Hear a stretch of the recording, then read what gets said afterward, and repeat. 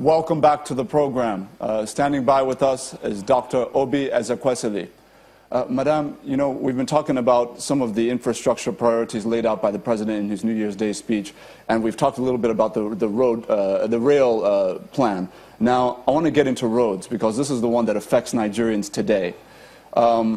The President laid out two key things, I think, in his speech. One of them is the 100 billion naira sukuk bond that he has taken out and that has been subscribed and sent to the Ministry of Works and Power for the rehabilitation of some key federal roads in all of the 6 geopolitical zones. According to the President, the 100 billion naira is being split into 6 for each geopolitical zone, 16 billion each one. Now, he also said that FERMA has been reconstituted and commissioned to repair 44 federal roads in terms of just rehab and repairs. Do you think that the President's kind of focus in terms of the little bit of funds that are there, going across all the geopolitical zones, is the right strategy? You know, it's a tricky one because you've got to balance economics and the necessity for political inclusion. And so what you do is to try as much as possible to do your identification of priorities across the region on the basis of the economic benefit of investing in a particular project in a particular part of the country. So that delicate balancing is key. If the priorities in each of the zones really give us the highest economic benefit, that's a brilliant approach to looking at your investment, your infrastructure investment or your road investment portfolio. So I would say let's be sure that in each of those zones, the particular roads are the priority roads that would give us economic benefit. But you know, Gimba, Ajuri, I don't want us to sidestep the fact that the agenda of the government, as announced by the President in his New Year address, is a good one on infrastructure.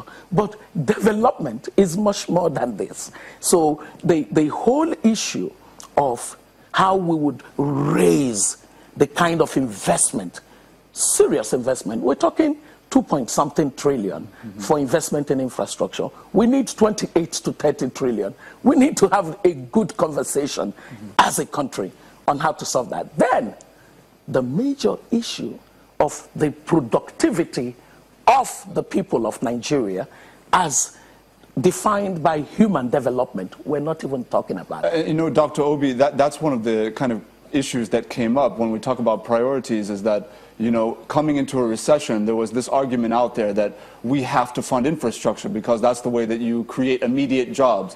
And I think in some ways people have complained that education has taken a back seat. But we have to kind of shift away because there are so many issues to touch. And so I just want to get into this idea that the President kind of touched on yesterday when he charged all political actors from all parties to really leave religion and ethnicity out of the conversation. What are your thoughts on that, and do you think that that's achievable in the modern Nigerian context? No, it's only achievable where you've got a laboratory of people for an experiment. The religion, language, ethnicity, these are all identities of people. Diverse societies that have done well have been societies that transparently accepted, owned their differences, and then by rules of engagement discussed what kind of role those multiple identities would have to play in the way they organize themselves. Our diversity is not, mark my word, our diversity is not a liability. It actually is an asset. The issue is, how have we managed our diversity in order to achieve that inclusion and a common sense of vision and direction. I believe the president mentioned the Southwest as kind of a template for what he thought was a successful working together, a successful harmony of all these different groups. When we talk about kind of the development of the human person, even the economy in the country, we saw some trends take place during this recent fuel scarcity. The president has alleged that oil marketers essentially manipulated the price and put unnecessary hardship on Nigerians for the sake of profit. What are your thoughts on that? Do you believe that that's true? And what are your thoughts? That's a little bit of the issue. Okay. But I come from the premise that the president shouldn't be lamenting about the oil marketers.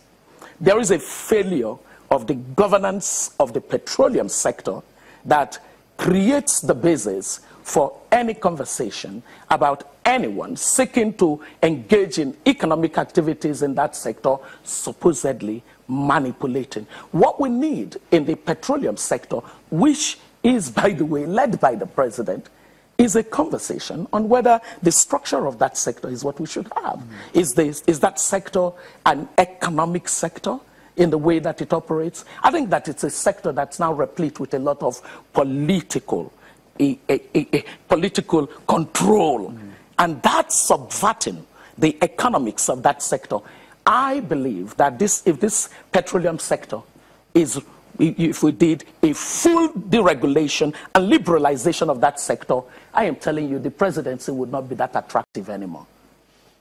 It's an interesting thought. You know, one of the major issues that came up in the news was, you know, this recent appointment list to the boards of all of these government agencies.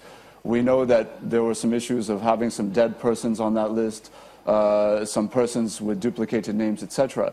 Now, the conversation around it has been around, okay, should it be based on merit or should it be based on political compensation, some of these appointments?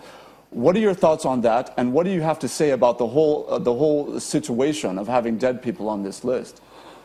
You know, Ajuri, you see certain things, and then you realize how much of time we sometimes waste by not embracing tough decisions that need to be made. If you looked at the list of parastatals and agencies, a mind that understands that having such huge, gargantuan size of public sector weighing down on the possibilities of this country is a no-no in the 21st century, would simply say, if we shut down all of those bodies that they have appointed people to, what would we miss? That kind of a thought process that says, assuming many of those funny parastatals were shut down, what would we miss as a country? If you thought of it that way, then what would happen is that you would only end up with a few parastatals and agencies as against what you've got. And then to begin to think of parastatals and agencies as a means of reward for political activity, that's a disservice to the poor. Dr. Obi, you know, this is a conversation that I wish could go on longer, but unfortunately, this is where we're going to close. I just want to thank you for sharing your insights with us this morning. We're going to be back after a short break.